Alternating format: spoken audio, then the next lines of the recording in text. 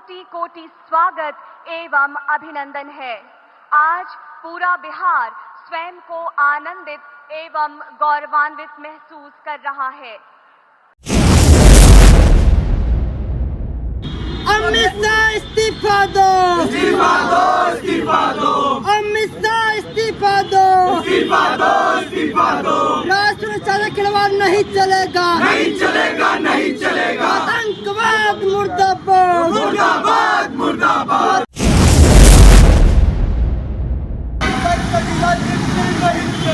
नहीं चलेगी, नहीं चलेगी।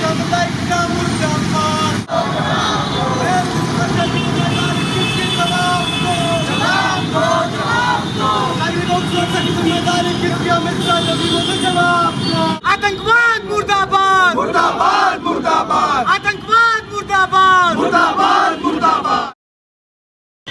साथियों नमस्कार, मैं हूं रजनीश और आप जन आदर्श भारत देख रहे हैं।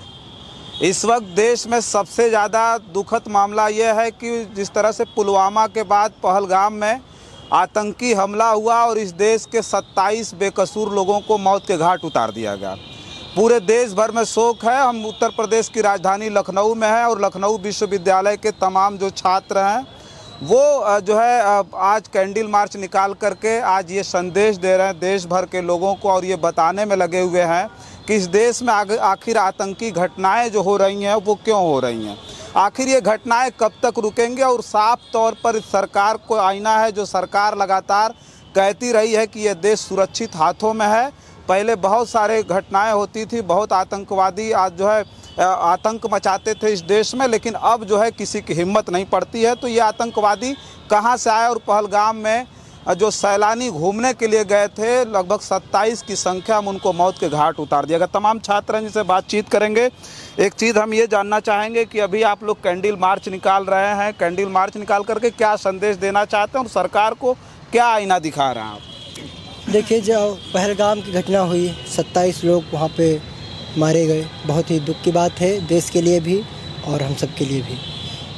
देखिए, दिन पर दिन ये घटनाएं आप देखने को मिलेंगी। इससे पहले भी पुलवामा की घटना हुई तो कहीं ना कहीं बीजेपी सरकार में ही हुआ है। और जब नरेंद्र मोदी या अमित शाह कहते हैं कि 370 धारा हटा दी गई है, आप जाइए कश्मीर घूमिए जाकर, तो क्या कहें उन पे, क्या जवाब दें उनको? ज़मीन खरीदने की बात कर रहे हैं, आप सुरक्षा नहीं दे पा रहे हैं। जहाँ पे 27 लोगों को आप कह रहे हैं कि धर्म पूछ के मारा गया। जब भैया वहाँ 40 लोग टोटल थे, जब 40 लोगों को गोली लगी है और 27 लोग इसमें से मारे गए हैं, आप बताइए जब धर्म पूछ रहे थे उन लोगों से, क्या 1 मिनट में सबसे धर्म पूछ लिया? एक आप देखेंगे कि इसमें कहता है कि 1.5 घंटा तक उसका भाई पड़ा रहा, अगर कोई सुरक्षा वैसा कोई भी नहीं आया। आर्मी वहाँ पे होती तो क्या घटना होती?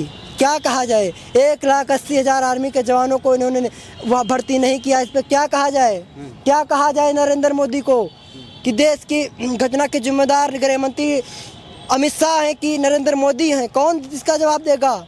प्रेस कॉन्फ्रेंस नहीं कर रहे हैं, सर्वदलीय बैठक में नहीं जा रहे हैं, बिहार में तो चले जा रहे हैं। हाँ, मोदी जी ने मधुबनी में रैली की और वहाँ भी जा करके शोक संवेदना व्यक्त की। रैली में शोक संवेदना रैली में व्यक्त की? अरे आप समझिए इस चीज को भाई। रैली में व्यक्त की शोक संवेदना? शोक संवेदना रैली में व्यक्त की जाती है? कश्मीर जाते वहाँ शोक मनाने घटना कहाँ हुई थी? घटना बिहार में हुई थी। बिहार में चुनाव है, बिहार में चुनाव है। आप इस बात को क्यों नहीं समझ रहे हैं? बिहार में चुनाव, उनको चुनाव वोट बैंक की राजनीति करनी है। लोग कह रहे हैं कि वहाँ अमित शाह को उन्होंने भेजा, वो गृह मंत्री हैं, उन वहाँ अमित शाह को भेजा, राजनाथ सिंह को भेजा और वो रैली चले। लोग तो ये भी कह रहे हैं कि अमित शाह और नरेंद्र मोदी इस्तीफा दे दें, तो क्या दे रहे हैं? लोग तो ये भी कह रहे हैं। आप बताइए, दे रहे हैं इस्तीफा? नहीं दे रहे हैं। तो लोग क्या कह रहे हैं? अंधभक्त हैं। अंधभक्तों की बात मत सुनिए आप। अंधभक्तों की बात सुनेंगे तो फिर आप यहीं गाएंगे आकर जो अभी गा रहे हैं, तो इससे गाने से काम नहीं चलेगा। आप जो एक्चुअल मुद्दा है उस पर बात करिए कि नरेंद्र मोदी को कश्मीर जाना चाहिए था, बिहार नहीं जाना चाहिए था। गृह मंत्री अमित शाह को इस पर प्रेस कॉन्फ्रेंस करके अपना इस्तीफा सौंप देना चाहिए था कि उनसे देश की सुरक्षा नहीं हो पाएगी। 370 धारा हटाई, वो बेकार है, कोई मतलब नहीं उस धारा का। उनके हटाने का कोई मतलब निकल रहा दिखाई दे रहा है? आतंकवादी हमला तब भी होता था, अब भी हो रहा है, तो क्या मतलब दिखाई दे रहा है? कोई मतलब नहीं है इसका। अमित शाह, नरेंद्र मोदी नाकाम है, दोनों चोर हैं, दोनों नाकाम हैं। तो क्या लगता है ये जो कह रहे हैं वो तो बात हो गई, लेकिन एक बात ये बताइए कि जो आतंकी घटनाएं हो रही हैं एक छात्र के तौर पर आप क्या सोचते हैं कि ये घटनाएं किस तरह से रोकी जा सकती है? एक तरफ तो दावा है सरकार का कि भाई ये जो देश है वो सुरक्षित हाथों में है। ये तो 10 सालों से कहा जा रहा है कि देश सुरक्षित हाथों में है, लेकिन 10 साल से सुरक्षित हाथ में कैसे है भाई? जब इतने लोग हमारे सिविलियंस मारे गए हैं तो कैसे हम मान लें कि सुरक्षित हाथ में है? बिल्कुल नहीं सुरक्षित हाथ में है। और दूसरी चीज़ आप कह रहे हैं कैसे रोका जाए? इतने बुद्धिजीवी लोग पार्लियामेंट में बैठे हुए हैं, अगर चाहें तो 1 सेकंड में रोक सकते हैं, लेकिन ये लोग रोकना नहीं चाहते हैं क्योंकि उससे कुछ फायदा हो रहा है इनका। तो सरकार रोकना नहीं चाहती? बिल्कुल, इतने पढ़े लिखे लोग हैं, उनको अगर वो चाहे कानून बनाएं, हर चीज करें, हर सब कुछ उनके हाथ में है, पूरी फोर्स उनके हाथ में है, सुरक्षा व्यवस्था उनके हाथों में है। वो तो कह रहे हैं कठोर कदम उठा रहे हैं, हर चीज में कठोर कदम, इनका कठोर कानून बना। हाँ, वो कदम ऐसा कदम उठाते हैं कि दिल्ली से चले जाते हैं, जहाँ चुनाव होता है वहाँ पे कदम रखते हैं। अब वही कदम रखें, उठाए चले गए बिहार जाने की क्या जरूरत थी? आप वहाँ पे गए भी हैं तो रैली में आप जाके आंसू बहा रहे हैं, दिखा रहे हैं। इससे अच्छा आप प्रेस कॉन्फ्रेंस किए होते, वहाँ पे आप संवेदनाएं व्यक्त किए होते तो समझ में आता। आपको कहना चाहिए आकर के प्रेस कॉन्फ्रेंस से कि देखिए देशवासियों, आप सुरक्षित हैं। हमें तो नहीं लग रहा है कि मैं सुरक्षित हूँ। क्या पता कल को यहाँ पे कोई आकर के हमें गोली मार दे।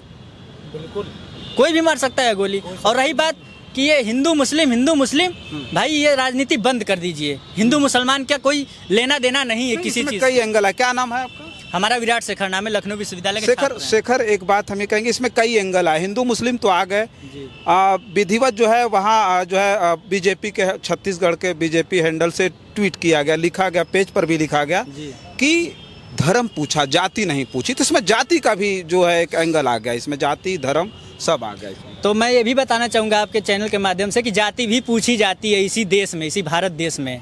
राजस्थान हो गया, उत्तर प्रदेश हो गया, यहाँ पे भी जातियाँ पूछी जाती है कि तुम दलित हो तो मूंछ कहाँ रखे हो, तुम्हारा गला काट देंगे। तुम दलित हो, तुम घड़ा कैसे छू दिए हो, तुमको जान से मार देंगे। तो इस तरीके की घटनाएं होती है और ये कौन कर रहा है? ये वही लोग बढ़ावा दे रहे हैं इस चीज़ को। नहीं तो धर्म और जाति की बात ही कहाँ से आती है?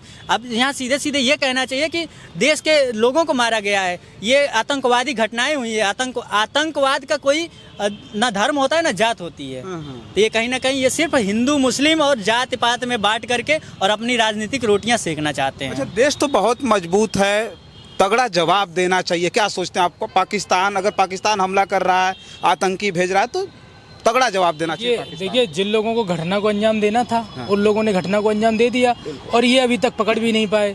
अब अगर कहेंगे कि देश बहुत मजबूत है और जाके तो अगर आप पुलवामा अटैक के बदले की तरह, जो पुलवामा अटैक के विपक्ष आज भी साक्ष्य मांग रहा है, इनके पास नहीं है साक्ष्य कि आपने जो बदला लिया था उसके साक्ष्य दीजिए।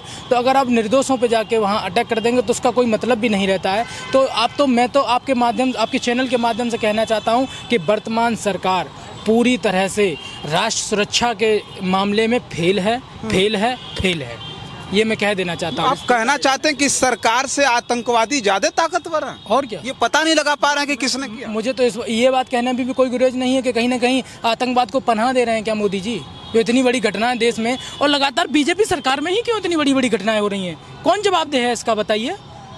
मुझे तो बड़ी शर्म की बात आती है कि जो अपने आप को 56 इंच का सीना बताते थे और जो अपने आप को विश्व गुरु बताने की कहानी सुनाते थे, आज वो इतने फेलियर हो गए कि 3 लोग आए, यूक्रेन का वार रुकवा, 3 लोग आए और वो आपके देश में आके 40 मिनट तक गोलियां चलाए। और वहाँ कोई इतना नहीं था कि सोचिए, मिनी स्विट्जरलैंड कहा जाता है, वहाँ इतनी सुरक्षा नहीं थी कि उन लोगों का कोई दर्द सुन ले, कोई आवाज़ सुन के उनको बचा ले। सोचिए, और उसमें भी सैयद अली नाम के जो घुड़सवार की एक वहाँ पे काम करता था, उस मुस्लिम परिवार का ही व्यक्ति था। एक कर्नाटक का मुस्लिम परिवार भी शहीद हुआ उसमें। लेकिन आपने इन सब अंजामों को देखते हुए आपने हिंदू मुस्लिम तो कर दिया, धर्म और जाति तो कर दी, लेकिन उन परिवारों को भी देखिए जो मुस्लिम परिवार के जो सदस्य खत्म हुए हैं। तो आप सोचिए कि इतनी बड़ी घटना, इतना बड़ा फेलियर, और आपको शर्म नहीं आती? आपको मीडिया भी कलमा पर वो डिबेट कर रहा है। अरे मैं तो उन सांसद जी से कहना चाहूँगा कि आप कलमा, ये कह रहे थे ना कि मुझको अब कलमा पढ़ना पड़ेगा। मैं कहता हूँ संविधान का प्रस्तावना भी पढ़ लीजिए। क्यों नहीं पढ़ते हैं आप ये कलमा और यही इन्हीं सबसे देश चलाएंगे? अब सोचिए, उनको शर्म नहीं है कि देश के सांसद हैं, पार्लियामेंट, देश की कितनी बड़े पार्लियामेंट में जाके बैठते हैं। वहीं एक सांसद का बयान ये भी आया था कि सुप्रीम कोर्ट क्या करवा रहा है इस देश में, भूल गए क्या आप उस बयान को भी? तो सोचिए, इतने अनभिज्ञ लोगों को आपने संसद में जाके बिठा दिया है, आपको शर्म नहीं आती? अब गोबर गैस से, और मैं बड़ा भावुक हूँ कि मैं उस मुद्दे पे यही कह रहा हूँ सबसे कि सब लोग एक हो जाइए और आतंकवाद के खिलाफ हमारा देश, हम युवा, हम छात्र, हम नौजवान सब लोग एक हैं। लेकिन इस मोदी सरकार से मैं कह देना चाहता हूँ कि आप लोग किसी दिन एक होकर यहाँ से चले जाइए या फिर इस देश से हाथ जोड़ के माफ़ी मांग लीजिए कि हमसे बहुत बड़ी गलती हुई है और हम मानते हैं ये बात कि हमारी चूक है और हमसे देश नहीं चल पा रहा है, हम इस्तीफा लिखते हैं, तो बड़ी अच्छी बात होगी। अच्छा, अमित शाह जी ने तमाम मुख्यमंत्रियों को बुला करके ये आह्वान किया कि जितने राज्यों में जो पाकिस्तानी जो आए हुए हैं सबको बाहर निकालने की मुहिम शुरू होनी चाहिए और सबको बाहर निकाला जाना चाहिए इस हमले के बाद। देखिए, जो सुरक्षा की जिम्मेदारी उनको दी गई है एक गृह मंत्री होने के नाते, वो उसका जवाब दे नहीं रहे हैं, एक रिएक्शन दे रहे हैं। एक्शन हुआ है, कुछ आतंकवाद हुआ है, नहीं, रिएक्शन तो जरूरी है ना, रिएक्शन जरूरी है, बिल्कुल, लेकिन उस साथ साथ जवाबदेही भी बहुत ज़्यादा जरूरी है कि आखिर ऐसा घटना हुआ ही क्यों। 370 आपने लागू किया, उसके बाद आपने बोला कि अब सुरक्षा बहुत सेफ हो गया है कश्मीर। कश्मीर फाइल जैसी मूवी आई, उस पर आपने देखा कितना बड़ा राजनीति हुआ। इन तरह की घटनाओं के बाद अगर ऐसी घटना आती है और उसके बाद आप कहीं इधर उधर रैली करने जाएं और इस सुरक्षा की जिम्मेदारी खुद पे ना लेके ऐसी हरकतें करेंगे तो ये बहुत निंदनीय है। क्या कहेंगे, आप पे कुछ कहना चाहते हैं? हम यही कहना चाहते हैं कि भाजपा सरकार देश को संभालने में पूरी तरीके से नाकाम है। सरकार जो भी जनता के हित में कानून बना रही है, जैसे भी 370 हटाया, सरकार ने बहुत बड़े स्तर पर प्रचार प्रसार किया। अभी वक्फ बिल आया, उसका भी बहुत देश की जनता के लाभदायक होगा। अगर ये लाभदायक हो रहा है, इतनी बड़ी कश्मीर पर्यटन स्थल है, उसको भारत देश का स्वर्ग कहा जाता है, वहाँ इतनी देर तक गोलीबारी होती है, सबसे बड़ी आर्मी बटालियन वहाँ रहती हैं, क्यों आपकी बटालियन वहाँ क्यों नहीं पहुँच रही है? अभी कोई भाजपा की रैली होती है, कोई नेता आता है, आप पूरी बटालियन उसकी सुरक्षा में लगा देते हैं। आपको पता है कि पर्यटन पूरी तरीके से वहाँ हमेशा रहता है, क्यों आप वहाँ आर्मी नहीं लगाते हैं? सरकार पूरी तरीके से और जैसे भाजपा सरकार का पूरा मोटिव ये रहता है कि अपने बचाव के लिए हर चीज़ को वो धार्मिक रूप दे देती है। जैसे उन्होंने कहा कि वहाँ हिंदू मुस्लिम पूछ के मारा गया, मुस्लिम भी मारे गए हैं वहाँ, ऐसी बात नहीं है। सरकार पूरी तरीके से नाकाम साबित हो रही है। अमित शाह को इस्तीफा देना चाहिए। मैं आपके चैनल के माध्यम से एक देश के प्रधानमंत्री मोदी से मैं एक अपील करना चाहूँगा कि मोदी जी कृपया जो ये घटना हुई है इस पर वोट मत मांगना। ये आपके चैनल के माध्यम से ये आग्रह करता हूँ उनसे कि इस घटना पर वोट न मांगे जो पुलवामा की तरह मांगा था। मैं आपके चैनल के आप भी कुछ कहेंगे? देखिए, सबसे पहले मैं शहीदों को नमन करता हूं और ईश्वर से प्रार्थना करता हूं उन दुखित परिवारों को दुख सहने की क्षमता दे। जो ये घटना हुई है, अभी तक देश के प्रधानमंत्री ने कोई प्रेस कॉन्फ्रेंस नहीं की, कोई जवाब नहीं दिया। आपने देखा होगा, मेरे आंख से आंसू आ रहे थे, इस हिंदुस्तान की जनता से आंख से आंसू आ रहे थे, लेकिन अमित शाह जी जब शहीद परिवारों को श्रद्धा सुमन अर्पित करने गए तो रेड कारपेट पिच गए हैं। बड़ा दुर्भाग्य देश का। प्रधानमंत्री जी, गृह मंत्री जी की सुरक्षा में कोई कमी थी? और उन शहीद जो शहीद हुए हैं, आज वहाँ सुरक्षा चार चौबंद होती तो उन आतंकवादी आज हमला नहीं कर पाते इस देश पे। बड़ा दुर्भाग्य है इस देश का।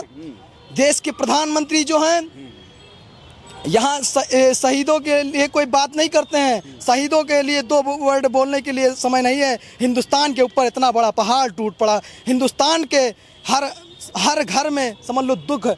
जरूर 27 लोग शहीद हुए हैं, लेकिन हिंदुस्तान में हिंदू मुस्लिम सिख ईसाई सारे लोग दुखी हैं इस टाइम। और देश के प्रधानमंत्री जाके बिहार में जनसभा मधुबनी में जनसभा संबोधित करते हैं और वहाँ वोट की राजनीति करते हैं। और देखा होगा प्रधानमंत्री का चेहरा और बिहार के मुख्यमंत्री का चेहरा नीतीश कुमार का किस तरीके से मुस्कुरा के ताड़ी पीट रहे हैं। अरे लग रहा है उनको खुशी हो रही है। वो हिंदू मुस्लिम के नाम पे वोट मांगना चाहते हैं, जैसे पुलवामा के नाम पे उन्होंने वोट मांगा था। मैं आपको बताना चाहता हूँ, जिस तरीके से पुलवामा के नाम पे उन्होंने वोट मांगा था, उसी तरीके से कि देश की जनता का ध्यान डाइवर्ट करना चाहते हैं, डाइवर्ट करके वोट मांगना चाहता हूँ। और मैं इस देश की सरकार से अपील करना चाहूँगा कि आपसे अगर नहीं चल रहा है देश तो आप इस्तीफा दे दीजिए, वरना उन आतंकवादियों के खिलाफ ऐसी कार्रवाई करो कि नजीर पेश हो, दोबारा वो आतंकवादी कभी हिंदुस्तान के खिलाफ हमला करने की कोशिश न करें। धन्यवाद। क्या कुछ कह रहे हैं? मैं बस इतना कहना चाहूँगा कि हाकिम को एक चिट्ठी लिखो सबके सब, हाकिम को एक चिट्ठी लिखो सबके सब, और चिट्ठी में सिर्फ इतना लिखना, लानत है, लानत है, लानत है। चलिए ठीक है। देखिए, चर्चा कर रहे थे लखनऊ विश्वविद्यालय के वो तमाम छात्र थे जिनकी संवेदनाएं इस देश के 27 बेकसूर लोगों पर हुए हमले के बाद, उनकी हत्या के बाद वो संवेदनाएं हैं जो पूरे देश के लोगों के हृदय में कौंध रही है। तमाम पूरे देश के जो लोग हैं वो अब इस बात की चिंता में है कि आखिर ये कैसी सरकार है जो हमेशा दावा करती थी कि हम देश के लोगों के साथ हैं, ये देश पूरा का पूरा सुरक्षित हाथों में है। एक बात कह कर ज़रूर अपनी इस बात को, इस वीडियो को मैं ख़त्म करूंगा कि प्रधानमंत्री जी, आपको इतना संवेदनहीन तो नहीं होना चाहिए था, क्योंकि जब ज़रूरत थी इस देश के लोगों के सामने ये बात कहने की कि कहीं ना कहीं हमसे चूक हुई है, कहीं ना कहीं हमारी सुरक्षा में हमारी वजह से ये सारी चूक हुई हैं, वो कहने की बजाय आप जा कर के बिहार के मधुबनी में रैली कर रहे हैं। और रैली में जो आपका हाव भाव था वो कहीं से भी इस देश के मारे गए लोगों के लिए संवेदना का तो नहीं था, बल्कि ये साफ साफ दिख रहा था कि उस नाम पर आप कहीं ना कहीं फिर से राजनीति करना चाहते हैं और पुलवामा की तरह बिहार में वोट मांगने का काम कर रहे थे। फिलहाल इस वीडियो में इतना ही। बहुत सारी खबरें लेकर के आपके बीच में हाजिर होंगे। हमारी इस खबर पर क्या प्रतिक्रिया हमें कमेंट बॉक्स में ज़रूर लिखिएगा। बहुत सारी खबरों के लिए बने रहें जन आदर्श भारत के साथ। हमें दें इजाज़त। नमस्कार।